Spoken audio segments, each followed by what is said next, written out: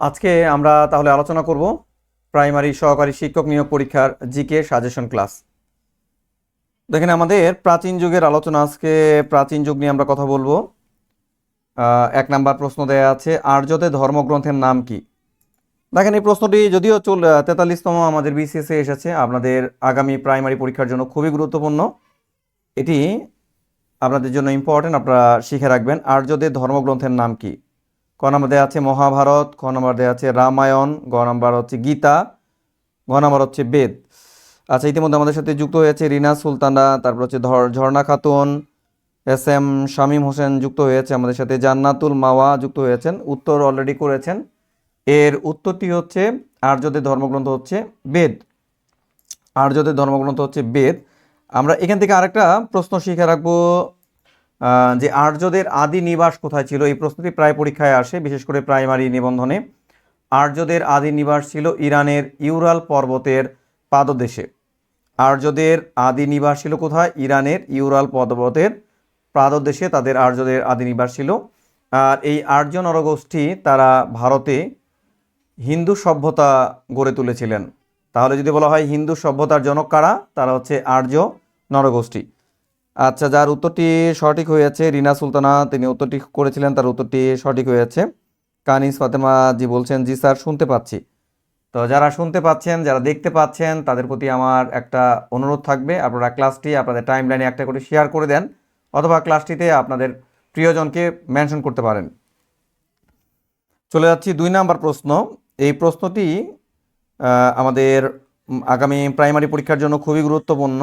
প্রাচীন যুগ থেকে আমাদের প্রশ্নটি হচ্ছে, কোন গোষ্ঠী থেকে বাঙালি জাতির প্রধান অংশটি গড়ে উঠেছিল? কোন গোষ্ঠী থেকে বাঙালি জাতির প্রধান অংশটি গড়ে উঠেছিল? 36তম বিসিএসে এসেছে, প্লাস আবার 28তম বিসিএসে এসেছে, আর আপনাদের জন্য এটি গুরুত্বপূর্ণ। ক নাম্বার দেওয়া আছে নেগ্রিটো, খ নাম্বার দেওয়া আছে ভোটচিনীয়, গ নাম্বার দেওয়া আছে দ্রাবিড়, ঘ নাম্বার দেওয়া আছে অস্ট্রিক। আমাদের এই বাঙালি জাতির প্রধান অংশটি গড়ে উঠেছে কোন জাতি থেকে? ঝটপট দ্রুত উত্তর করুন। ইয়েস, আমরা অলরেডি একজন উত্তর পেয়েছি, জান্নাতুল মাওয়া অস্ট্রিকের কথা বলেছেন। দেখব আমরা উত্তরটি ক্রস চেক করে দেখব উত্তরটি সঠিক কিনা। আপনারা যারা আরও উত্তর করতে যাচ্ছেন, সবাই আপনারা উত্তর করতে পারেন। তো আমাদের বাঙালি জাতির প্রধান অংশটি গড়ে উঠেছিল অস্ট্রিক থেকে। অস্ট্রিক থেকে বাঙালি জাতির প্রধান অংশটি গড়ে উঠেছিল, এটিও আপনাদের জন্য গুরুত্বপূর্ণ, অস্ট্রিক জাতি থেকে। আর যদি বলা হয় প্রাচীন বাংলার বেশিরভাগ ভাষাভাষী কী ছিল? অস্ট্রিক জাতি ছিল। ঠিক আছে, তা আমরা অস্ট্রিক জাতির আরেকটা নাম রয়েছে, সেটি হচ্ছে নিষাদ জাতি, বা নৃতাত্ত্বিকভাবে অস্ট্রিকদেরকে বলা হয় অস্ট্রোলয়েড বলা হয়। ধন্যবাদ যারা 2 নাম্বার উত্তর দিয়েছেন অলরেডি। 3 নাম্বার, মাশাআল্লাহ সবাই তো জিকে ভালো পারছেন। বাংলার আদি অধিবাসীগণ কোন ভাষাভাষী ছিলেন? এটি আমাদের একটা বিসিএস বাদে অন্যান্য পরীক্ষায় এসেছিল, পোস্ট জেনারেল কার্যালয়ের পোস্টাল অপারেটরের পরীক্ষার প্রশ্ন। আমাদের মোটামুটিভাবে আমরা বলতে পারি এই ধরনের প্রশ্নগুলোই ঘুরে ফিরে পরীক্ষায় আসে, তাই এই প্রশ্নগুলো ব্যাখ্যা সহ সমাধান করতে পারলে আমাদের প্রস্তুতির ক্ষেত্রে অনেক সহায়ক হবে। ক নম্বর দেওয়া আছে সংস্কৃত, খ নম্বর দেওয়া আছে বাংলা, গ নম্বর দেওয়া আছে অস্ট্রিক, ঘ নম্বর দেওয়া আছে হিন্দি। বাংলার আদি অধিবাসীগণ কোন ভাষাভাষী ছিল? দেখেন, একটা প্রশ্নের সাথে আরেকটা রিলেটেড, তো এই জন্য একটু কমন সেন্সটাকে যদি আমরা কাজে লাগাতে পারি, দেখো এখান থেকে কিন্তু উত্তর করতে পারবো। ইতিমধ্যে অলরেডি উত্তর আমরা পেয়েছি। এস এম শামীম হোসেন উত্তর দিয়েছেন গ নাম্বার অস্ট্রিক। তার মানে এখান থেকে আমরা প্রশ্ন পেলাম দুটি, একটি হচ্ছে যে আমাদের বেশিরভাগ ভাষাভাষী ছিল অস্ট্রিক, আর এই বাঙালি জাতির প্রধান অংশটি গড়ে উঠেছে কোন জাতি থেকে? অস্ট্রিক থেকে। 4 নাম্বারে চলে যাচ্ছি। 4 নাম্বার, এটি বিশ্ববিদ্যালয়ের প্রশ্ন। এখন হয়তো আপনারা বলবেন যে বিশ্ববিদ্যালয়ের প্রশ্ন কি আবার পড়তে হবে? ইয়েস, আসলে বিশ্ববিদ্যালয় বলেন, নিবন্ধন বলেন, প্রাইমারি বলেন, বিসিএস বলেন, নন ক্যাডার বলেন, আসলে প্রশ্ন সব ঘুরে ফিরেই একই। ঠিক আছে, এখানে কোনো আসলে একটু প্রশ্ন প্যাটার্নের মধ্যে ভিন্নতা থাকতে পারে, কিন্তু প্রশ্নের মধ্যে আসলে তথ্যের মধ্যে তো কোনো বিভ্রান্ত নাই। আচ্ছা, বাংলাদেশে বসবাসকারী উপজাতিদের বড় অংশ কোনটি? এটি রাজশাহী বিশ্ববিদ্যালয়ের 17-18 প্রশ্ন এবং শাহজালাল বিশ্ববিদ্যালয় সিলেটের 3-4 প্রশ্ন। 4 নাম্বার প্রশ্ন অলরেডি দিয়েছেন কাকলিয়া আক্তার, আমাদের সাথে যুক্ত আছেন আরও নাজমুন নাহার, রিনা সুলতানা, এবি সিদ্দিক, নাজমুর রাহার উত্তর দিয়েছেন বাঙালি জাতি বসবাসরত উপজাতির একটা অংশ হচ্ছে মঙ্গলয়েড। মঙ্গলয়েড, এদিকে মঙ্গোলীয় বলা হয় বা ভোরচিনীয় বলা হয়। আমাদের ফাতেমাতুজ জোহরা জানিয়েছেন 299 কোর্সটি কবে থেকে ক্লাস শুরু হবে? 8 তারিখ থেকে, আগামী ফেব্রুয়ারি 8 তারিখ থেকে শুরু হবে। আমাদের ইতিমধ্যে প্রায় 300-র কাছাকাছি ভর্তি হয়ে গেছে। আমরা আর মাত্র এই 299 টাকার এই কোর্সটি আর মাত্র 50 জনের জন্য আমরা রাখবো। যারা আপনারা ভর্তি হবেন দ্রুত ভর্তি হয়ে যান, পরে কিন্তু কোর্স ফি বাড়বে। ঠিক আছে, কোর্স ফি 299 টাকা থাকবে না, হয়তো 500 টাকায় হয়ে যেতে পারে। দ্রুত ভর্তি হয়ে যেতে পারেন আপনারা। আচ্ছা, মঙ্গলয়েড বা এদেরকে বলা হয় ভোরচিনীয়। এখান থেকে আরেকটু জেনে রাখবেন যে এই মঙ্গলয়েড এদের আদি নিবাস কোথায় ছিল? এদের আদি নিবাস ছিল তিব্বতে, যে তিব্বতটি চীন বর্তমান দখল করে রেখেছে। তিব্বত বলা হয় একটি নিষিদ্ধ দেশ তিব্বতে। কারণ এই মঙ্গোলীয়রা মানে আমাদের যে আমরা যে সংকর জাতি, আমাদের সাথে নেগ্রিটো, অস্ট্রিক, দ্রাবিড়, তারপরে আর্য সবাই মিশেছে, বাট এই মঙ্গলয়েডরা তারা কিন্তু মিশে নাই, যার জন্য কিন্তু আমাদের রক্তের সাথে এই মঙ্গলয়েডদের কি নাই, কোনো সংমিশ্রণ নেই। আমরা চলে যাচ্ছি আমাদের 5 নাম্বার প্রশ্নে। 5 নাম্বার প্রশ্নটি একটি বিশ্ববিদ্যালয়ের প্রশ্ন, একদম সাজেশন প্রশ্নগুলো আপনাদের জন্য নিয়ে এসেছি শীতের উষ্ণতা সরানোর জন্য।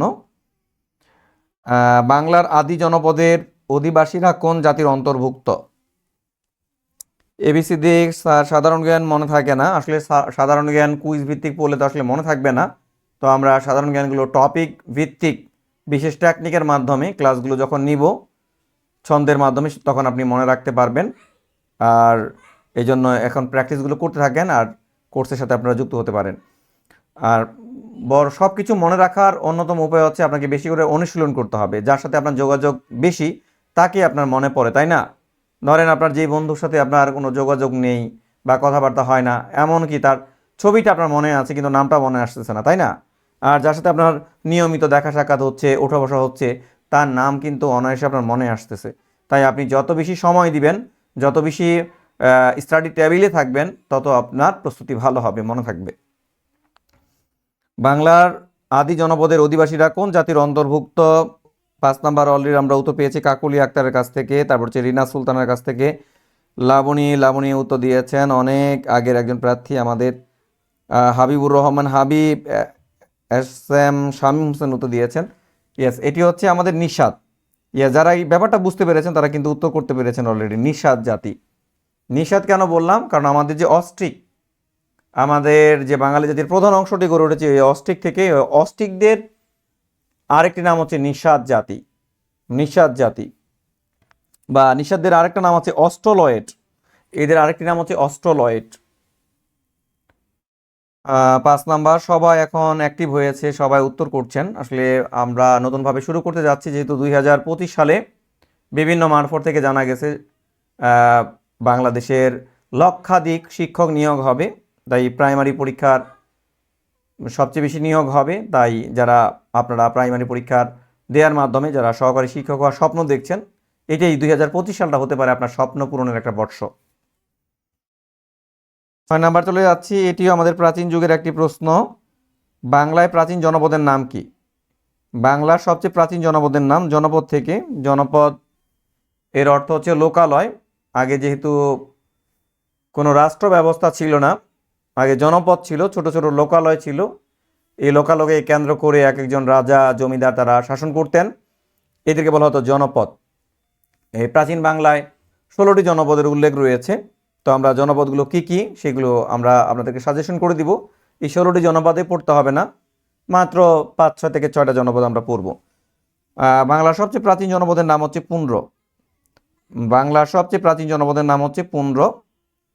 আর এখান থেকে একটু শিখে রাখবেন যে পুন্ড্র এই জনপদের রাজধানীর নাম ছিল পুন্ড্রনগর বা পুন্ড্রবর্ধন।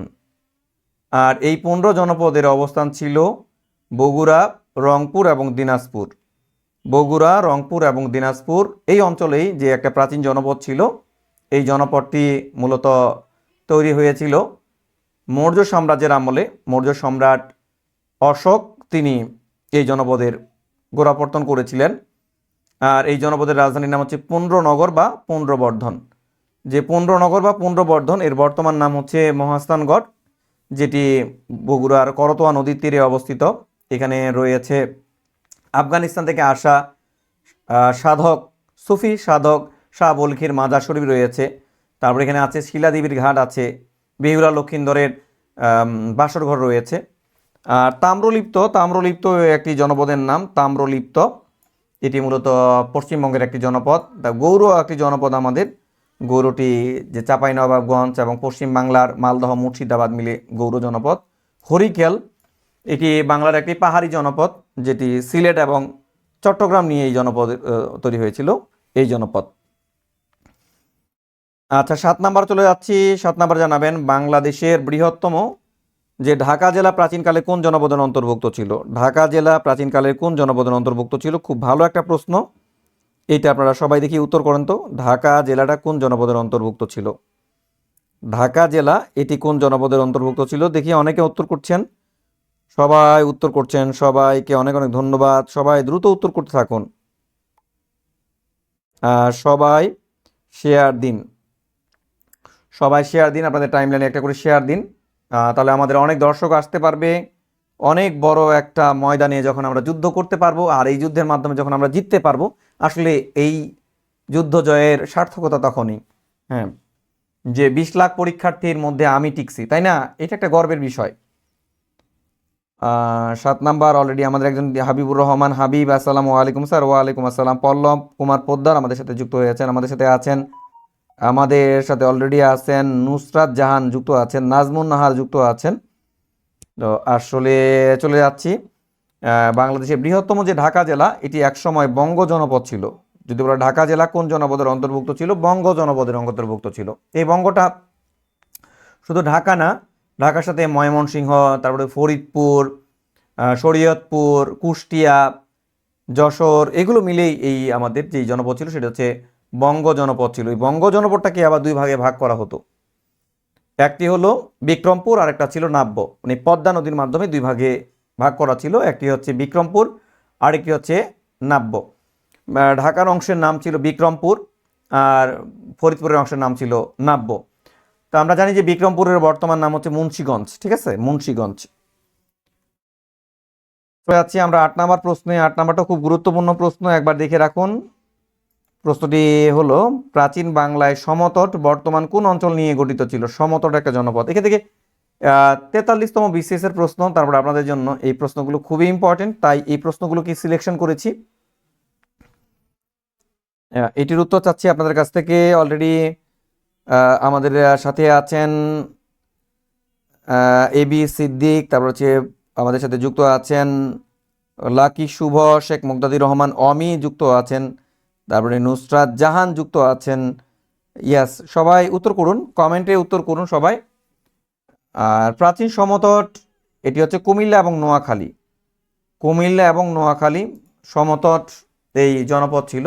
কুমিল্লা থেকে আপনারা এখান থেকে আরেকটি প্রশ্ন করবেন যে শালবন বিহারটা, কুমিল্লাতে একটি যে বিহার রয়েছে সেটি হচ্ছে শালবন বিহার। আর এখান থেকে একটা প্রশ্ন আসছিল যে শালবন বিহার এটি কোন ধর্মাবলম্বীদের আমলে নির্মিত একটি বিহার? এটি হচ্ছে বৌদ্ধ ধর্মাবলম্বীদের আমলে একটি বিহার, যে দেববংশের 4র্থ রাজা শ্রী ভবদেব নির্মাণ করেছিল শালবন বিহার। চলে যাচ্ছি 9 নাম্বার প্রশ্ন। এই প্রশ্নটিও আপনাদের জন্য গুরুত্বপূর্ণ। নওগাঁ জেলার পাহাড়পুরে অবস্থিত সোমপুর বিহারের প্রতিষ্ঠাতা কে ছিলেন? সোমপুর বিহার ছিল আমাদের এই উপমহাদেশের অন্যতম একটা বিহার বৌদ্ধদের। আর এই বিহারের প্রতিষ্ঠাতা কে ছিলেন? এই বিহারের প্রতিষ্ঠাতা কে ছিলেন? নওগাঁর পাহাড়পুরে সোমপুরে বিহার। লাকি শুভ উত্তর দিয়েছেন। তারপরে সুরাইয়া ইসলাম আছেন আমাদের সাথে, লাবণীও তো দিয়েছেন 8 নাম্বার। এটি উত্তরটি হচ্ছে আমাদের ধর্মপাল। ধর্মপাল তিনি কে ছিলেন? তিনি হচ্ছে পাল বংশের শ্রেষ্ঠ রাজা ছিলেন ধর্মপাল। আর তিনি এই নওগাঁর পাহাড়পুরে যে বিহারটা নির্মাণ করেছিলেন সেটি হচ্ছে আমাদের সোমপুর বিহার। এটি ইউনেস্কোর একটি ঐতিহ্যবাহী স্থান। আর গোপাল তিনি হচ্ছেন পাল বংশের, প্রাচীন যে পাল বংশ ছিল এই পাল বংশের প্রতিষ্ঠাতা ছিলেন রাজা গোপাল। আর মহিপাল তিনিও পাল বংশের একজন রাজা ছিলেন, মহিপাল। আর এদিকে বিগ্রহ পাল, তিনিও পাল বংশের একজন রাজা ছিলেন। আমরা চলে যাচ্ছি 10 নাম্বার প্রশ্নে। 10 নাম্বার প্রশ্ন, প্রাচীন যুগ থেকে আলোচনা করছি। প্রাচীন বাংলার হরিকেল জনপদ অঞ্চল এলাকা কি ছিল? হরিকেল। প্রাচীন বাংলার যে হরিকেল জনপদ, এই অন্তর্ভুক্ত এলাকা কি ছিল? হরিকেল। ক নাম্বার দেওয়া আছে রাজশাহী, খ নাম্বার দেওয়া আছে দিনাজপুর, গ নাম্বার দেওয়া আছে খুলনা, ঘ নাম্বার দেওয়া আছে চট্টগ্রাম। এখানে আপনারা বিসিএস এর প্রশ্ন দেখে আপনারা ভরকে যেয়েন না, এখানে আরও প্রশ্ন আছে। বিসিএস এর প্রশ্ন, তারপরে প্রাইমারি প্রশ্ন, নিবন্ধন প্রশ্ন, নন ক্যাডার প্রশ্ন, 10ম থেকে 11তম প্রশ্ন, এগুলো আমি সাজিয়েছি। প্রাচীন হরিকেল, আচ্ছা, পল্লব কুমার পোদ্দার, নওগাঁর বাদলগাছিতে সম্পুর বিহার অবস্থিত। ইয়াস। নুসরাত জাহান, এটির উত্তরটি হচ্ছে আমাদের নুসরাত জাহান, এটির উত্তর হচ্ছে আমাদের হরিকেল জনপদ হচ্ছে চট্টগ্রামে। হরিকেল জনপদটি হচ্ছে চট্টগ্রামে। তো সবাই কমেন্টের মাধ্যমে জানাবেন আজকের ক্লাসটি আপনাদের কেমন লাগছে, এই ইভেন্টটিতে আপনারা কেমন উপকৃত হচ্ছেন জানাবেন। আমরা নিয়মিত আপনাদের জন্য আসব অধ্যায় ভিত্তিক, টপিক ভিত্তিক এমসিকিউ প্রশ্ন নিয়ে। আর যারা আপনারা একদম পুরো টপিকের উপরে একদম ফুল ক্লিয়ার হতে চান, তারা আমাদের সাথে একটি কোর্সে যুক্ত হতে পারেন। সেই কোর্সটি হচ্ছে আপনাদের জন্য, এটি হচ্ছে অ্যাডভান্স প্রাইমারি সহকারী শিক্ষক নিয়োগ প্রস্তুতি। অ্যাডভান্স কেন? এখানে বেসিক টু অ্যাডভান্স আপনাদেরকে পড়াবে। যেহেতু প্রাইমারিতে আপনাকে ভালো একটা নাম্বার নিয়ে লিডিংয়ে থাকতে হবে, তাই এটাকে আমরা রেখেছি advance, basic to advance batch. এখানে আপনি ক্লাস পাবেন, টোটাল 100টি ক্লাস হবে। আর আপনাদের টপিক ভিত্তিক পরীক্ষা হবে। আর আপনাদেরকে প্রত্যেকটি টপিকের আলোকে পিডিএফ নোটস দেওয়া হবে। আর আপনাদেরকে এই রেকর্ডেড ভিডিওগুলো থাকবে, আপনাদের জন্য রেকর্ডেড থাকবে। আর এখানে ক্লাস নেবেন কে কে একটু দেখিয়ে দিই। আমাদের শিক্ষক প্যানেল পরিচিতি, আমাদের মনিরুজ্জামান শাহিন স্যার আছেন, তিনি ইংরেজির জন্য। আর আমাদের গণিতের জন্য আছেন শাহাদ স্যার, বাংলার জন্য বাংলা গুরু আছেন আবদুল্লাহ স্যার আছেন, আর জিকের জন্য আমি আপনাদের আলামিন স্যার আছি। আমরা এই 4 জন একদম বিষয়ভিত্তিক যে প্রশ্নগুলো টিচাররা আছেন, তারা আপনাদের এই কোর্সের সাথে থাকবেন। ও আচ্ছা, ভর্তির জন্য আপনারা কী করবেন, যে বিস্তারিত জানতে এই যে এখানে নাম্বার দেওয়া আছে, এখানে দেওয়া আছে, বা স্ক্রলিংয়ে যাচ্ছে, স্ক্রলিংয়ে যাওয়ার এই নাম্বারেও আপনারা যোগাযোগ করতে পারেন। আমাদের রিনা সুলতানা জানিয়েছেন আলহামদুলিল্লাহ ক্লাস খুব ভালো লাগে, অনেক ধন্যবাদ স্যার। 11 থেকে 20তম গ্রেডের পরীক্ষার জন্য কি বিসিএস প্রশ্নগুলো সলভ করলে যাবে না? সব ধরনের প্রশ্নগুলোই করতে হবে, সব। ঠিক আছে। 10 নাম্বার প্রশ্ন, প্রশ্ন নাম্বার 10, পারবেন আপনারা, পারবেন। প্রাচীন চন্দ্রদ্বীপের বর্তমান নাম কি? প্রাচীন চন্দ্রদ্বীপের বর্তমান নাম কি? ক নাম্বার দেওয়া আছে মালদ্বীপ, খ নাম্বার দেওয়া আছে সন্দ্বীপ, গ নাম্বার দেওয়া আছে বরিশাল, গ নাম্বার দেওয়া আছে হাতিয়া। চন্দ্রদ্বীপ, প্রাচীন চন্দ্রদ্বীপ এর বর্তমান নাম কি? ইয়েস, আমরা দেখতে পাচ্ছি হাবিবুর রহমান হাবিব জানিয়েছেন। তারপরে আমাদের সাথে নাসরিন ফেরদৌস আছেন। প্রাচীন চন্দ্রদ্বীপের বর্তমান নাম কি? এটি মূলত আমাদের 30তম এবং 11তম বিসিএস পরীক্ষায় এসেছে। কানিস ফাতেমা উত্তর দিয়েছে, কাকলিয়া আক্তারের কাছ থেকে উত্তর পেলাম। চন্দ্রদ্বীপের এটি একসময় নাম ছিল চন্দ্রদ্বীপ। বরিশাল, বরিশাল, ধান, নদী, খাল, এই 3 মিলে হলো বরিশাল। এই বরিশালকে একসময় বলা হতো প্রাচ্যের ভেনিস বলা হতো, সরি বাংলার ভেনিস বলা হতো, বাংলার ভেনিস বলা হতো বরিশাল। আর মালদ্বীপটা হলো কোথায়? মালদ্বীপ, মালদ্বীপ ভারত মহাসাগরে অবস্থিত একটি দ্বীপ রাষ্ট্র মালদ্বীপ, যেটাকে অনেকে বলে হানিমুন কান্ট্রি, মালদ্বীপ। আর সন্দ্বীপ, এটি নোয়াখালীর একটি দ্বীপ, সন্দ্বীপ। আর হাতিয়া, সন্দ্বীপ হচ্ছে চট্টগ্রামের সন্দ্বীপ, আর হাতিয়াটা হচ্ছে নোয়াখালীতে। চলে যাচ্ছি 12 নাম্বার প্রশ্নে। দেখেন, এটি আমাদের নন ক্যাডার একটা পরীক্ষা এসেছে। বেসামরিক বিমান চলাচল কর্তৃপক্ষ এর সহকারী শিক্ষক নিরীক্ষা অফিসার, এটি আমাদের প্রশ্নটি এসেছে একটি নন ক্যাডার পরীক্ষার প্রশ্ন। এটার উত্তর দেবেন আপনারা। মহাস্থানগড় কোন নদী তীরে অবস্থিত? হাবিবুর রহমান হাবিব, আলহামদুলিল্লাহ স্যার, খুব ভালো লাগছে, অনেক অনেক ধন্যবাদ। যাদের ভালো লাগছে তারা আপনারা টাইম লাইনে আপনাদের শেয়ার করে দিতে পারেন, অথবা আপনাদের পরিচিত একজনকে মেনশন করে দিতে পারেন। যাদের ভালো লাগছে না, আপনারা দেখতে থাকেন, আস্তে আস্তে আপনাদের ভালোবাসা তৈরি হবে। পল্লব কুমার পোদ্দার স্যার, আন্তর্জাতিক বিষয়গুলির আলোচনা করলে উপকৃত হব ইনশাল্লাহ। আমরা টপিক ভিত্তিক আলোচনা থাকবে, সাথে থাকুন। কাকলি আক্তার, এটি হচ্ছে মহাস্থানগড়, যেটি করতোয়া নদীর তীরে অবস্থিত। দেখেন এই প্রশ্নগুলোই ঘুরে ফিরে আসে, করতোয়া নদীর তীরে অবস্থিত। যিনি উত্তর দিয়েছেন, প্রথম উত্তরটি দিয়েছেন কাকুলিয়া আক্তার, মোহাম্মদ কাফি রুবেল উত্তর দিয়েছেন। চলে যাচ্ছি আমরা 13 নম্বর প্রশ্ন। দেখেন এই যে এটি একটা আমাদের নন ক্যাডারের পরীক্ষার প্রশ্ন। প্রশ্নটি হচ্ছে শালবন বিহার কোন জেলায় অবস্থিত? শালবন বিহার কোন জেলায় অবস্থিত? খুব ভালো একটা প্রশ্ন। শালবন বিহার কোন জেলায় অবস্থিত? তথ্য যোগাযোগ প্রযুক্তি অধিদপ্তরের সহকারী প্রোগ্রামারের প্রশ্ন। ক নম্বর দেওয়া আছে দিনাজপুর, খ নম্বর দেওয়া আছে বগুড়া, গ নম্বর দেওয়া আছে বাগেরহাট, গ নম্বর দেওয়া আছে কুমিল্লা। তাহলে আমাদেরকে বলতে হবে, জানাতে হবে এটি শালবন বিহার কোন জেলায় অবস্থিত। রাহেলা বিপা উত্তর দিয়েছেন ক নাম্বার শালবন বিহার। শালবন বিহার একটা উত্তর আপনারা সবাই প্রশ্ন নাম্বার দিয়ে উত্তর করবেন, তাহলে আমরা বুঝতে পারবো কোনটার উত্তর করছেন। শালবন বিহার আমাদের অবস্থিত হচ্ছে শালবন বিহার কুমিল্লাতে অবস্থিত। কুমিল্লাতে অবস্থিত শালবন বিহার। আর এই শালবন বিহার মূলত বৌদ্ধদের একটি প্রত্নতত্ত্ব নিদর্শন। শালবন বিহার এটি 7ম শতাব্দীতে তৈরি করেছিলেন দেববংশের 4র্থ রাজা শ্রী ভবদেব, তার আমলে নির্মিত হয়েছিল। 14 নম্বর প্রশ্ন, এটি আমাদের একটা নন ক্যাডারের প্রশ্ন। 14 নম্বর প্রশ্নটি দেয়া আছে কি, মহাস্থানগড়ের পুরাতন নাম কি? মহাস্থানগড়ের পুরাতন নাম কি? এটি মূলত আমাদের 10ম থেকে 11 থেকে 20তম গ্রেডের একটি প্রশ্ন। পরিবেশ অধিদপ্তরের কম্পিউটারে কাম অপারেটর। মহাস্থানগড়ের পুরাতন নাম কি? ক নাম্বার পুন্ড্রবর্ধন, খ নাম্বার সুবর্ণগ্রাম, তারপর হচ্ছে গ নাম্বার দেওয়া আছে বিক্রমপুর, ঘ নাম্বার দেওয়া আছে কি নদিয়া। প্রশ্ন নাম্বার দিবেন নাজমুন নাহার, এস এম শামীম হাসান, শেষ কথা কাকলি আক্তার। 14 নাম্বার দিয়েছেন পুন্ড্রবর্ধন। আচ্ছা, সুবর্ণগ্রাম এটি আমাদের নারায়ণগঞ্জের একসময় নাম ছিল সুবর্ণগ্রাম। বিক্রমপুর যেটাকে বলে আমরা মুন্সিগঞ্জের কথা বললাম, বিক্রমপুর। নদিয়াটা হচ্ছে পশ্চিমবঙ্গের নদিয়া আমাদের যে কুষ্টিয়া জেলা একসময় নদিয়ার অন্তর্ভুক্ত ছিল। চলে যাচ্ছি আমরা 15 নাম্বার প্রশ্ন। যশোর জেলা প্রাচীনকালে কোন জনপদের অন্তর্ভুক্ত ছিল? এটিও আমাদের একটি 11 থেকে 20তম গ্রেডের প্রশ্ন। আপনাদের যারা প্রাইমারি পরীক্ষা দিবেন তাদের জন্য ভেরি ইম্পর্টেন্ট। তো এখানে দেখেন যশোর জেলা প্রাচীন কোন জনপদের একটি অংশ ছিল? যশোর জেলা ক নাম্বার দেওয়া আছে গৌর জনপদ, খ নাম্বার দেওয়া আছে হলো রারো, গ নাম্বার দেওয়া আছে সমতট, গ নাম্বার দেওয়া আছে হরিকেল। সবাই 15 নাম্বার দিয়ে উত্তর দিবেন, নাম্বার দিয়ে উত্তর করতে হবে। এটা যেহেতু একটু কনফিউশন প্রশ্ন, এখানে আজকে আপনারা শিখে যাবেন যশোর জেলা আমাদের প্রাচীন কোন জনপদের অন্তর্ভুক্ত ছিল। শেষ কথা যুক্ত আছেন আমাদের সাথে নুসরাত জাহান যুক্ত আছেন, রিনা সুলতানা যুক্ত আছেন। প্রশ্ন নাম্বার 15 আপনারা উত্তর করবেন। আমরা আপনাদের কাছ থেকে একটু শেয়ার চাচ্ছি, আমাদের শেয়ার একদম খুব ডাউন হয়ে আছে। ইতিমধ্যে দেখতে পাচ্ছি আপনারা মাত্র 60টি শেয়ার করেছেন।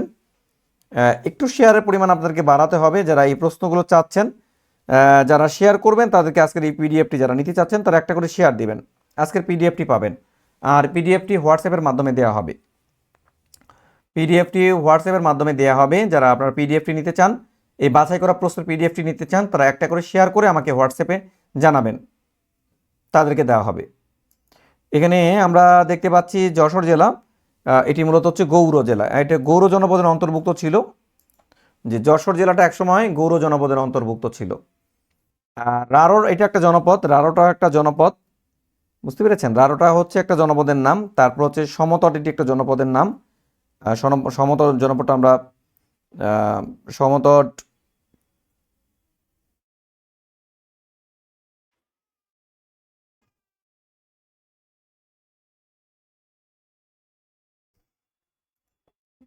আচ্ছা, এরপরে হচ্ছে 16 নম্বর জানাবেন প্রাচীন গৌর নগরীর অংশ বিশেষ বাংলাদেশের কোন জেলায় অবস্থিত? এটি রাজশাহী বিশ্ববিদ্যালয়ে ভর্তি পরীক্ষার প্রশ্ন, আপনাদের জন্য ইম্পর্টেন্ট প্রশ্ন। নাম্বার আপনাদের জন্য কত নাম্বার? 16 নাম্বার প্রশ্ন। এই 16 নাম্বার উত্তর করবেন সবাই। নাসরিন ফেদ্রোস যুক্ত আছেন আমাদের সাথে। তারপর হচ্ছে নুসরাত জাহান শেয়ার ডান। হ্যাঁ, যারা শেয়ার ডান করেছেন তারা কমেন্টের মাধ্যমে একটু লিখবেন। আর শেয়ার দেওয়ার মাধ্যমে আপনারা যেটা পাবেন, আজকের ক্লাসের পিডিএফটি আপনারা পাবেন। এটা বাছাই করা প্রশ্নের একটি পিডিএফ, এখান থেকে পিডিএফটি আপনাদেরকে দেওয়া হবে ইনশাল্লাহ। পিডিএফটি যারা আপনারা কালেকশনে নিতে চাচ্ছেন তারা আপনি শেয়ার করবেন। তাহলে আমাদের প্রাচীন গৌরব নগরীর অংশ বিশেষ বাংলাদেশের কোন জেলায় অবস্থিত? সেটি হলো আমাদের চাঁপাইনবাবগঞ্জে অবস্থিত। চাঁপাইনবাবগঞ্জে অবস্থিত, এটি হচ্ছে চাঁপাইনবাবগঞ্জে। মূলত গৌর জনপদ শুধুমাত্র চাঁপাইনবাবগঞ্জে না, বাংলাদেশের যে অংশটি পড়েছে সেটি হচ্ছে চাঁপাইনবাবগঞ্জে। আর ভারতের হচ্ছে পশ্চিমবঙ্গের মালদাহ মুর্শিদাবাদ এইতে পড়েছে। গৌর জনপদের রাজধানীটাও শিখে রাখবেন, এর রাজধানীর নাম হলো কর্ণ সুবর্ণ। গৌর জনপদের রাজধানী হচ্ছে কর্ণ সুবর্ণ।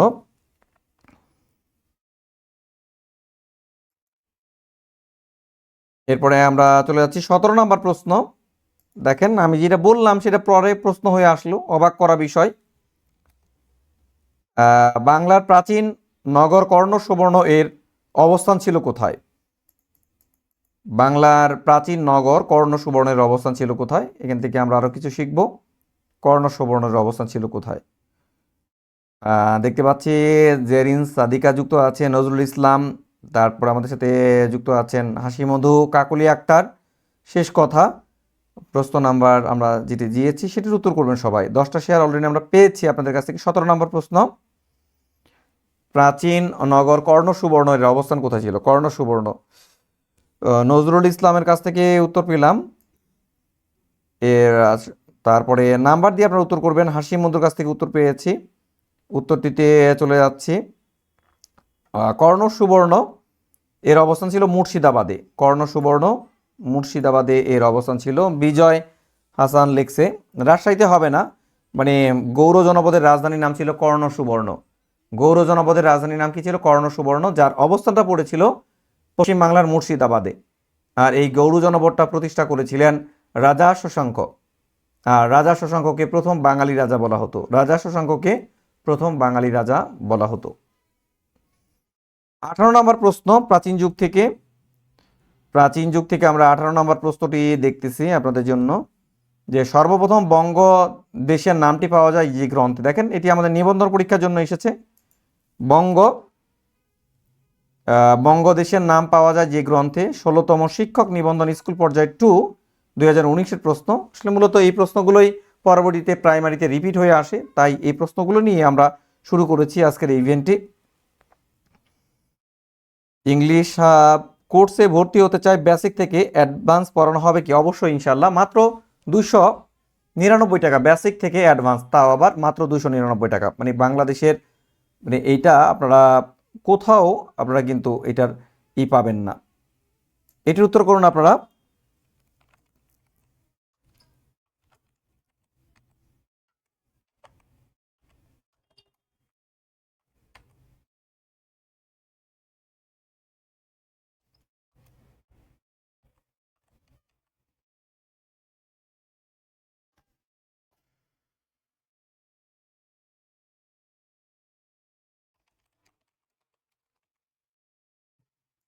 ইয়েস, আমরা অনেক উত্তর দেখছি, আপনারা উত্তর করুন।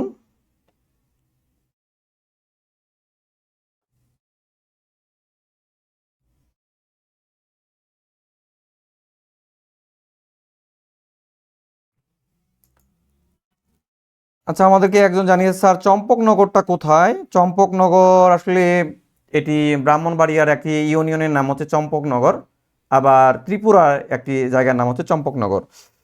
আচ্ছা, অলরেডি উত্তর পেয়েছি। উত্তরে আমরা দেখতে পাচ্ছি এটির উত্তর হচ্ছে আইনি আকবরী নাম। বঙ্গ নামটি দেশের প্রথম যে অঙ্কে পাওয়া যায়। বঙ্গ সর্বপ্রথম যে দেশের নাম পাওয়া যায় সেটি হচ্ছে ঐতিহ্যক অরণ্যক নামক গ্রন্থে। ঐতিহ্যক অরণ্যক, এটি উত্তর হচ্ছে ঐতিহ্যক অরণ্যক নামক গ্রন্থে যে বঙ্গ নামটি প্রথম শব্দ পাওয়া যায়।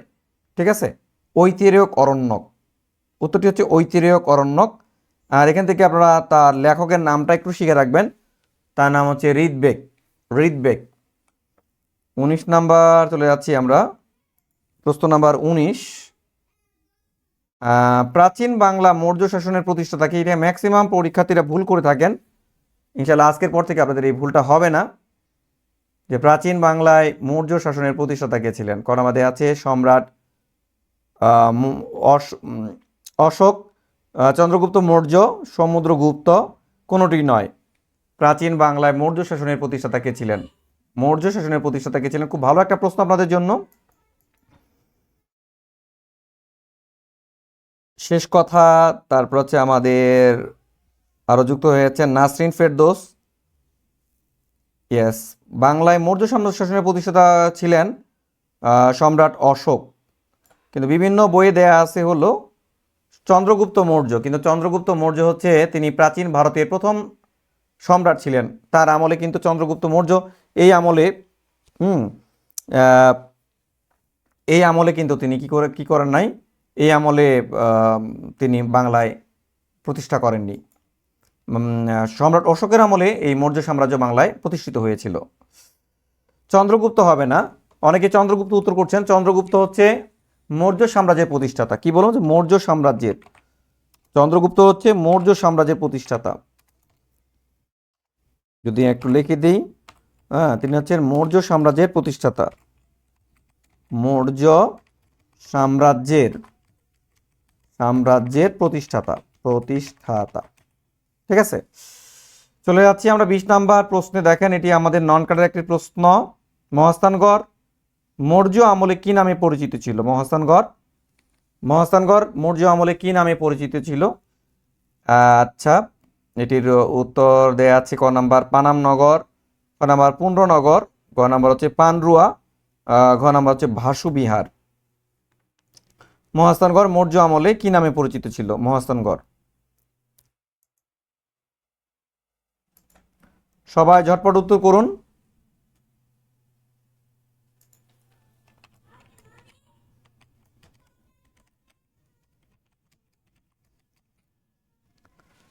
সবাই উত্তর করুন কমেন্টের মাধ্যমে। দেখতে পাচ্ছি অনেকে উত্তর দিয়েছেন আমাদেরকে।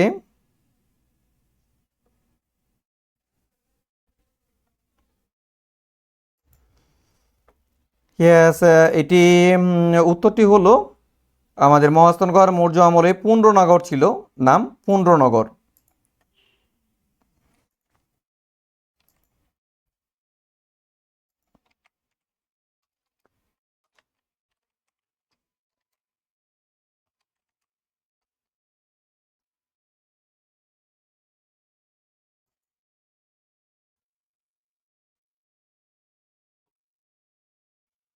আচ্ছা, এখানে অপশন থেকে আমরা কিছু একটু শিখে রাখবো। অপশন হচ্ছে পানামনগর, এটি হচ্ছে নারায়ণগঞ্জে অবস্থিত। পানামনগর। পান্ডুয়াটা হলো মালদাহে অবস্থিত, পশ্চিম বাংলার যে মালদহ আছে সেখানে অবস্থিত। ভাসুবিহার এটিও বগুড়াতে অবস্থিত, মানে আমাদের মহাস্থানগড় থেকে সামনের দিকে অবস্থিত, 6 কিলোমিটার দূরে বগুড়ার শিবগঞ্জ উপজেলায় অবস্থিত। 21 নম্বর উত্তর জানাবেন, কোন সম্রাটের আমলে এদেশে বৌদ্ধ ধর্মের প্রসার ঘটে? দেখেন, তাহলে এই প্রশ্নের উত্তরটি যদি আপনারা পারেন তাহলে মৌর্য সাম্রাজ্য কে প্রতিষ্ঠা করেছিলেন এটা আপনারা বুঝে যাবেন। কোন সম্রাটের আমলে এই দেশে বৌদ্ধ ধর্মের প্রসার ঘটে? প্রশ্ন নাম্বার 21, কার আমলে এই দেশে বৌদ্ধ ধর্মের প্রসার ঘটেছিল? যারা আপনারা শেয়ার দিয়েছেন আজকের এই সাজেশন পিডিএফটি, তারা আমাকে হোয়াটসঅ্যাপ করে আপনারা নিয়ে নেবেন। কারণ আপনাদের ফেসবুকে এটি আপলোড করলে ফেটে যায় বা অনেক সময় ডাউনলোড হয় না, তাই আমাকে হোয়াটসঅ্যাপ করবেন, নাম্বার আমি দিয়ে দিব আপনাদেরকে। সবাই একটা করে শেয়ার দিয়ে দিন। আমাদের অলরেডি মাত্র 13টা শেয়ার উঠেছে। সবাই একটা করে শেয়ার অলরেডি যে আপনারা দিয়ে দিতে পারেন, আপনাদের জন্য অনেক কাজে দিবে। কোন সম্রাটের আমলে এদেশে বৌদ্ধ ধর্মের প্রসার ঘটে? প্রশ্নে যাচ্ছি আমরা। অলরেডি প্রশ্ন কি? ক নাম্বার হচ্ছে দ্বিতীয় চন্দ্রগুপ্ত, খ নাম্বার হচ্ছে সম্রাট অশোক, গ নাম্বার হচ্ছে সমুদ্রগুপ্ত, ধর্মপাল। কার আমলে বৌদ্ধ ধর্ম কার আমলে প্রসার ঘটেছিল? উত্তরে চলে যাচ্ছি। তিনি হচ্ছে সম্রাট অশোক। সম্রাট অশোককে এই জন্য বলা হতো কি, বৌদ্ধ ধর্মের কনস্টান্টাইন বলা হতো, বৌদ্ধ ধর্মের পৃষ্ঠপোষক কনস্টান্টাইন বলা হতো। আর খ্রিস্ট ধর্মের কনস্টান্টাইন বলা হয় কাকে? জুলিয়াস সিজারকে।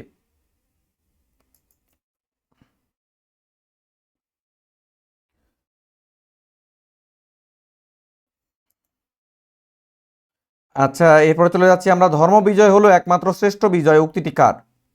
ধর্ম বিজয় হলো একমাত্র শ্রেষ্ঠ বিজয়, এই উক্তিটি কার? এই উক্তিটি কার? ধর্ম বিজয় হলো একমাত্র শ্রেষ্ঠ বিজয়, উক্তিটি কার? ধর্ম বিজয় হলো একমাত্র শ্রেষ্ঠ বিজয়, এর উক্তিটি কার? ধর্ম বিজয়। এটি আমাদের নন ক্যাডারের পরীক্ষার প্রশ্ন, পাবলিক সার্ভিস কমিশন সহকারী পরিচালক 2012-র একটি প্রশ্ন। ধর্ম বিজয় হলো একমাত্র শ্রেষ্ঠ বিজয়, উক্তিটি কার? আচ্ছা, সবাই উত্তর করবেন, কমেন্টের মাধ্যমে উত্তর করে দিন। দেখতে পাচ্ছি অনেকে কমেন্ট করছেন। হোয়াটসঅ্যাপ নাম্বার দেন। আচ্ছা, হোয়াটসঅ্যাপ নাম্বারটা দিয়ে যাচ্ছি আগেই। হ্যাঁ, একটা ক্লাসটা শেষ করি, ক্লাস শেষ করে এই হোয়াটসঅ্যাপ নাম্বারটা দিচ্ছি, আপনারা এখানে যোগাযোগ করে আপনাদের আজকের ক্লাসের পিডিএফটি নিজ দায়িত্বে আপনারা সংগ্রহ করে নেবেন। এখান থেকে আপনারা ম্যাক্সিমাম প্রশ্ন কিন্তু পরীক্ষায় থাকবে আপনাদের। ধর্ম বিজয় হচ্ছে একমাত্র শ্রেষ্ঠ বিজয়, যিনি বলেছিলেন। দেখতে পাচ্ছি আমাদের হাসিম মধু উত্তর দিয়েছেন, নজরুল ইসলাম উত্তর করেছেন। ইয়েস, এর উত্তরটি হলো সম্রাট অশোক, তিনি বলেছিলেন ধর্ম বিজয় হচ্ছে শ্রেষ্ঠ বিজয়। কেন তিনি বলেছিলেন? বলেছিলেন এই জন্য কারণ 261 খ্রিস্টপূর্বাব্দে সম্রাট অশোকের সাথে কলিঙ্গ রাজের একটি যুদ্ধ হয়েছিল, যা হচ্ছে ইতিহাসে কলিঙ্গ যুদ্ধ নামে পরিচিত ছিল। এই যুদ্ধে যে অনেক মানুষ হতাহত হয়, তাই তিনি বলেছিলেন ধর্ম বিজয় হচ্ছে শ্রেষ্ঠ বিজয়। চলে যাচ্ছি আমরা 23 নাম্বার প্রশ্নে। প্রশ্ন নাম্বার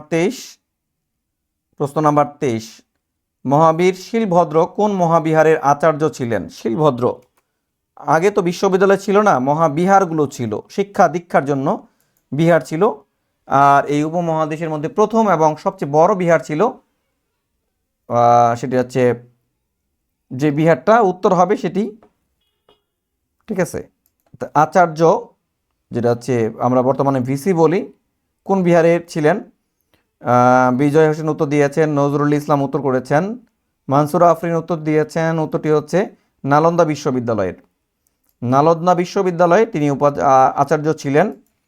আর এই নালন্দা বিশ্ববিদ্যালয় হলো উপমহাদেশের প্রথম এবং বৃহত্তম বিশ্ববিদ্যালয় ছিল। আর এটি ছিল ভারতের বিহারের পাটনাতে এই বিহার ছিল। প্রশ্ন নাম্বার 23 নাম্বার প্রশ্ন দেখতে পাচ্ছি। এটি মূলত আমাদের নন ক্যাডার একটা পরীক্ষার প্রশ্ন। কোন যুগ প্রাচীন ভারতের স্বর্ণযুগ নামে পরিচিত ছিল? স্বর্ণযুগ, যে কোন যুগটা প্রাচীন ভারতের স্বর্ণযুগ ছিল? প্রাচীন ভারতের স্বর্ণযুগ কোন যুগ ছিল? নির্বাচন কমিশনার সচিবালয়ের প্রশাসনিক কর্মকর্তা 2018 প্রশ্ন। নাম্বার দিয়ে উত্তর করবেন সবাই। প্রশ্ন নাম্বার নজরুল ইসলাম, তারপর আমাদের নুসরাত জাহান, রিনা সুলতানা। সর্বপ্রথম প্রাচীন বিশ্ববিদ্যালয় নালন্দা বিশ্ববিদ্যালয় না, আসলে পৃথিবী যখন বলবে পৃথিবীর সবচেয়ে প্রাচীন বিশ্ববিদ্যালয়ের নাম কি, তখন হচ্ছে আপনাদের কারউইন, মরক্কে যে একটা বিশ্ববিদ্যালয় ছিল, সেটি হচ্ছে পৃথিবীর সবচেয়ে প্রাচীন বিশ্ববিদ্যালয়। বাট এখানে যদি বলে উপমহাদেশের বা ভারতবর্ষের প্রথম বিশ্ববিদ্যালয়ের নাম কি, তা হচ্ছে নালন্দা বিশ্ববিদ্যালয়। তিথি রজনী তিথি, সুমন শিকদার উত্তর দিয়েছেন। উত্তরটি হলো আমাদের, এটিকে গুপ্ত যুগ বলা হয়। গুপ্ত যুগকে প্রাচীন ভারতের স্বর্ণযুগ বলা হয়। গুপ্ত যুগকে প্রাচীন ভারতের স্বর্ণযুগ বলা হতো, কারণ এই আমলেই নির্মিত হয়েছিল নালন্দা বিশ্ববিদ্যালয়।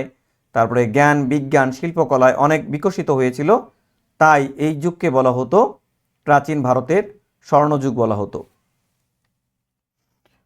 আচ্ছা, আমরা চলে যাচ্ছি 25 নাম্বার প্রশ্ন। যদি আমরা দেখি, গুপ্ত বংশের শ্রেষ্ঠ রাজা কে ছিলেন? গুপ্ত বংশের শ্রেষ্ঠ রাজা কে ছিলেন?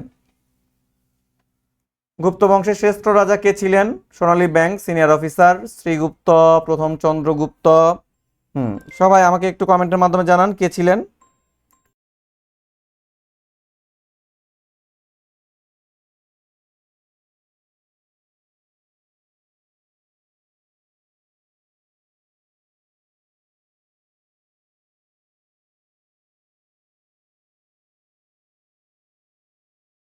এর হচ্ছে গুপ্ত বংশের শ্রেষ্ঠ রাজা কে ছিলেন? গুপ্ত বংশের শ্রেষ্ঠ রাজা কে ছিলেন? 25 নাম্বার প্রশ্ন। গুপ্ত রাজবংশ ইতিমধ্যে জেনে নিলেন, এটি প্রাচীন ভারতের এই সময়টাকে স্বর্ণযুগ বলা হতো। 25 নাম্বার অলরেডি আমাদের উত্তর দিয়েছেন। পরিতোষ মণ্ডল উত্তর দিয়েছেন, আরও উত্তর দিয়েছেন মাসুরা আফরিন উত্তর করেছেন, এস এম শামীম হাসান উত্তর দিয়েছেন। আমরা চলে যাচ্ছি উত্তরে। উত্তরটি হচ্ছে গুপ্ত বংশের শ্রেষ্ঠ রাজা ছিলেন সমুদ্রগুপ্ত। সমুদ্রগুপ্ত থেকে আরেকটু শিখে রাখবেন, সমুদ্রগুপ্তকে বলা হতো প্রাচীন ভারতের নেপোলিয়ন বলা হতো। মানে তিনি যে আধুনিক যুগের নেপোলিয়নের মতো, ফ্রান্সের যে সম্রাট ছিলেন নেপোলিয়ন, তার মতো তিনি দিক বিদিক জয় করতেন প্রাচীন ভারতে, তাই তাকে প্রাচীন ভারতের নেপোলিয়ন বলা হতো। আর যে তিনি কবিতা রচনা করতেন, তিনি কবিতা রচনা করতেন, তাই তাকে বলা হতো কথিরাজ, কথিরাজ বলা হতো। তো বন্ধুরা, আজকের ক্লাসটি আপনাদের কেমন লাগছে কমেন্টের মাধ্যমে জানান, আমাদেরকে অনুপ্রাণিত করেন। আপনারা যদি আমাদেরকে নিয়মিত অনুপ্রাণিত করেন, লাইক কমেন্ট এবং শেয়ার দিয়ে আমাদের সাথে থাকেন, তাহলে এই ধরনের ক্লাস নিয়ে আপনাদের সাথে সব সময় থাকবো ইনশাল্লাহ।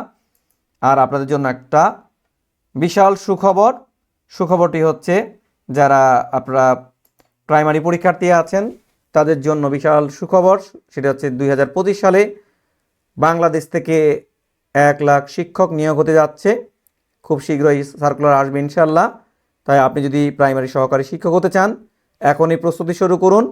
আর এই প্রস্তুতিটা নিতে পারবেন ক্যারিয়ার হাবের মাধ্যমে মাত্র 299 টাকায়। মানে এত কম খরচে কোনো কোর্স আপনি কোথাও পাবেন না। এখানে ক্লাস থাকবে 100টি, আর ক্লাসগুলো অবশ্যই রেকর্ডেড থাকবে। প্রতিটি টপিকের আলোকে পাবেন পিডিএফ নোটস, পরীক্ষা পাবেন টপিক ভিত্তিক। আর ক্লাস আমরা 4 জন নেব। শাহিন স্যার আসে ইংরেজির জন্য, শাহাদ স্যার গণিতের জন্য, আবদুল্লাহ বাংলা গুরু স্যার আছেন বাংলার জন্য, আর আলামিন স্যার জিকে, আলামিন স্যার আছেন আপনাদের জিকের জন্য। আর ভর্তির জন্য বা বিস্তারিত জানতে এই যে স্ক্রিনে দেওয়া নাম্বারটা দিয়ে আপনারা সরাসরি যোগাযোগ করে বিস্তারিত জেনে নিতে পারেন, অথবা এখানে আপনারা হোয়াটসঅ্যাপ করতে পারেন।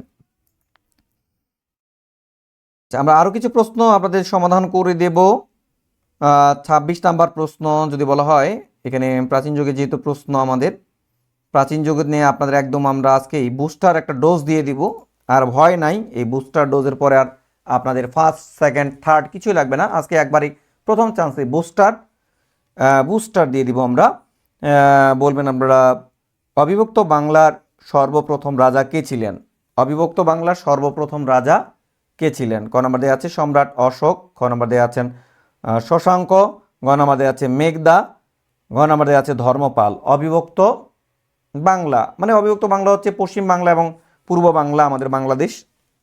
এই অবিভক্ত বাংলার সর্বপ্রথম রাজা কে ছিলেন? খুব ভালো একটা প্রশ্ন। এখান থেকে আরও কিছু নতুন প্রশ্ন শিখব।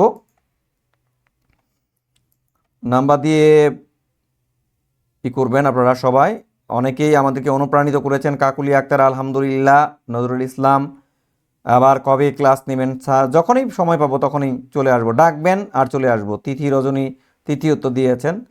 চলে যাচ্ছি উত্তরটিতে। উত্তর হচ্ছে অবিভক্ত বাংলার প্রথম সম্রাট বা সর্বপ্রথম রাজা ছিলেন রাজা শশাঙ্ক, রাজা শশাঙ্ক। আর এই রাজা শশাঙ্ককে বলা হতো প্রথম বাঙালি রাজা, প্রথম বাঙালি রাজা রাজা শশাঙ্ককে বলা হতো।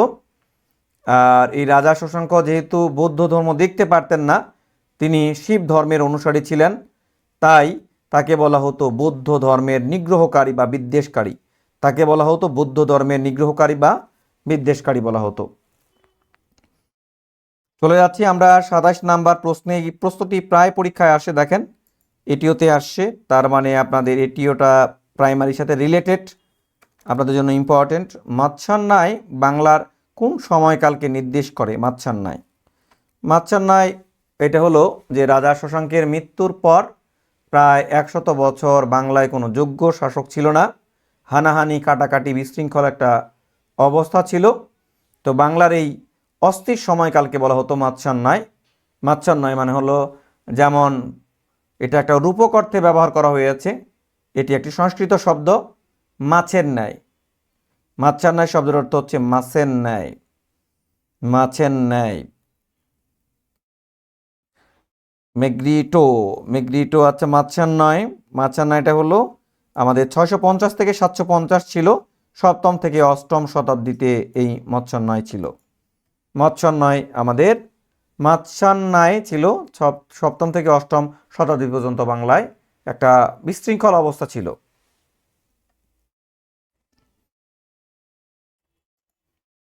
এই প্রশ্নটির উত্তর করবেন সবাই। আবার দেখেন পাহাড়পুরের বৌদ্ধ বিহারের নির্মাতাকে, পাহাড়পুরের যে বৌদ্ধ বিহার আছে এই বৌদ্ধ বিহারের নির্মাতাকে? ক নাম্বার আছে রামপাল, খ নাম্বার আছে ধর্মপাল, গ নাম্বার আছে চন্দ্রপাল, গ নাম্বার আছে আদিসুর। আমরা এই যে প্রাচীন যুগে যে টপিকগুলো পড়লাম, যে কুইজগুলো পড়লাম, ইনশাল্লাহ আমরা সবগুলো টাচ করলাম আজকে। আমাদের সব জনপদ টাচ করেছি, প্রাচীন বাংলা যে সাম্রাজ্যগুলো আছে সেগুলো আমরা টাচ করেছি, ঠিক আছে, সম্রাটগুলো টাচ করেছি। এখানে কত নাম্বার প্রশ্ন? প্রশ্ন নাম্বার হচ্ছে আমাদের 28 নাম্বার প্রশ্নের উত্তর দিবেন সবাই। নাম্বার দিয়ে উত্তর করবেন। রিনা সুলতানা নজরুল ইসলাম 28-এ। কাকলি আক্তার প্রথমে উত্তরটি দিয়েছেন। কাকলি আক্তারের উত্তরটি দেখতেছি আমরা, পাহাড়পুরের হচ্ছে ধর্মপাল। আচ্ছা, এরপর হচ্ছে আমাদের 29 নাম্বার প্রশ্ন, প্রাইমারি থেকে এসেছে, 2018-এর প্রশ্ন, প্রাইমারি প্রশ্ন। প্রাচীন বাংলার প্রথম স্বাধীন নরপতির নাম কি ছিল? দেখেন কি সুন্দর প্রশ্নগুলো আসে, কি রোমান্টিক প্রশ্নগুলো আসে, একবার দেখে নেন। প্রাচীন বাংলার প্রথম স্বাধীন নরপতির নাম কি ছিল? স্বাধীন নরপতির নাম। ক নাম্বার দেওয়া আছে লক্ষণ সেন, খ নাম্বার দেওয়া আছে রাজা শশাঙ্ক, গ নাম্বার দেওয়া আছে গিয়াসউদ্দিন আজম শাহ, গ নাম্বার দেওয়া আছে ফখরুদ্দিন মোবারক শাহ। 29 নাম্বার প্রশ্নের উত্তর দিবেন জামাল হোসেন আছেন আমাদের সাথে। তিথি রজনী উত্তর দিয়েছেন। আর যারা ইতিমধ্যে শেয়ার ডান করেছেন তারা আজকের এই ক্লাসের এমসিকিউ সাজেশন পিডিএফটি নেওয়ার জন্য আমাকে হোয়াটসঅ্যাপ করবেন। আমি নাম্বারটা দিয়ে দিব ক্লাস শেষে। আমি ক্লাস শেষে আপনাদের হোয়াটসঅ্যাপ নাম্বারটি দিয়ে দিব। 28-29-এর উত্তরটি হচ্ছে রাজা শশাঙ্ক। রাজা শশাঙ্ক। আমাদের প্রশ্ন নাম্বার 30, এই প্রশ্ন নাম্বার 30টা একটু কনফিউশন প্রশ্ন। বাংলায় সেন বংশের শেষ শাসনকর্তা কে ছিলেন? বাংলায় সেন বংশের শেষ শাসনকর্তা কে ছিলেন? সেন বংশের শেষ শাসনকর্তা কে ছিলেন? এস এম শামীম হাসান উত্তর দিয়েছেন। 30 নাম্বার রাজা শশাঙ্কর উত্তর দিয়েছেন নজরুল ইসলাম। সেন বংশের আমাদের শেষ শাসক ছিলেন, দেখেন এখানে একটু কনফিউশন আছে, নাম্বার দেয়া আছে এখানে 1070 থেকে যখন 1230 পর্যন্ত দেয়া আছে, তাহলে সেন বংশের শেষ রাজা হবে কেশব সেন। কেশব সেন। আর যদি বলা হয় যে এই মেয়াদ পর্যন্ত সেন বংশের শেষ রাজা কে ছিলেন, যে 1070 থেকে 1204 পর্যন্ত সেন বংশের শেষ রাজা কে ছিলেন, 1070 থেকে 1204 পর্যন্ত যদি বলে সেন বংশের শেষ রাজা কে ছিলেন, তাহলে হবে লক্ষণ সেন। লক্ষণ সেন ইখতিয়ার উদ্দিন মোহাম্মদ বখতিয়ার খলজির কাছে পরাজিত হয়েছিলেন, তাই লক্ষণ সেন পালিয়ে যান 1204 সালে। কোথায়? নদিয়া থেকে বিক্রমপুরে পালিয়ে যান এবং সেখানেও ক্ষুদ্র পরিসরে একটি সেন বংশ পরিচালিত করেন। তার উত্তরাধিকারী শেষ ছিল কেশব সেন। তাহলে আমাদের নামে মাত্র সেন বংশের শেষ রাজা ছিলেন কেশব সেন, আর মূল অর্থ হচ্ছে লক্ষণ সেন আপনারা দিবেন। তো বন্ধুরা, আজকের ক্লাসটি আশা করি আপনাদের কাছে অনেক ভালো লেগেছে। আমার কাছ থেকে আজকের এই পিডিএফটি নেওয়ার জন্য আমার নাম্বারটি আপনারা নেবেন, হোয়াটসঅ্যাপ নাম্বার 01725। আচ্ছা, আমি ইংলিশে দিয়ে দিচ্ছি, ইংরেজিতে দিচ্ছি, তাহলে আপনাদের সুবিধা হবে। 01725930751। এটা আমার হোয়াটসঅ্যাপ নাম্বার। এখানে আপনারা নক করবেন, নক করলেই আপনাদেরকে হোয়াটসঅ্যাপ তাহলে আপনাদেরকে পিডিএফটি দেওয়া হবে, আজকের এই 30টি সাজেশন পিডিএফটি দেওয়া হবে। আর যারা এখনও সিদ্ধান্ত আপনারা নিতে পারেন, আমাদের অল্প সময়, মানে আমরা আর এই যে মাত্র 50 জনকে আমরা এই সুযোগটি দিব, মাত্র যারা আপনারা প্রাইমারি সহকারী শিক্ষক হতে চান আর এই 2025 সালের মধ্যে এই প্রস্তুতি নিয়ে, আর আপনাদের পূর্ণাঙ্গ প্রস্তুতি বেসিক টু অ্যাডভান্সের প্রস্তুতি মাত্র 299 টাকায়। আর মাত্র 50 জন এই সুযোগটা পাবেন। দ্রুত ভর্তি হয়ে যেতে পারেন, পরবর্তীতে আমাদের কোর্স ফি আরও বাড়বে, আজকালকের মধ্যে ভর্তি হয়ে যেতে পারেন। আর আপনাদের ক্লাস শুরু হবে ফেব্রুয়ারির 8 তারিখ থেকে। ফেব্রুয়ারি 8 তারিখ থেকে ক্লাসে থাকবো আমি, আলামিন স্যার, আবদুল্লাহ স্যার, শাহাদ স্যার, মনির স্যার। যারা অ্যাডমিশন নিতে চান, বিস্তারিত জানতে এই নাম্বারে আপনারা কল করে জেনে নিতে পারেন। তো আশা করি আজকের ক্লাসটি আপনাদের ভালো লেগেছে। যদি আপনাদের ক্লাসটি ভালো লেগে থাকে তাহলে অবশ্যই আপনারা লাইক, কমেন্ট এবং শেয়ার দিয়ে আমাদের সাথে থাকবেন। আর নিয়মিত ক্লাস দেখার জন্য আপনারা এই পেজে লাইক করে বা ফলো দিয়ে রাখবেন। তো আজ এই পর্যন্তই। সবাই আপনারা ভালো থাকবেন, সুস্থ থাকবেন। আল্লাহ হাফেজ।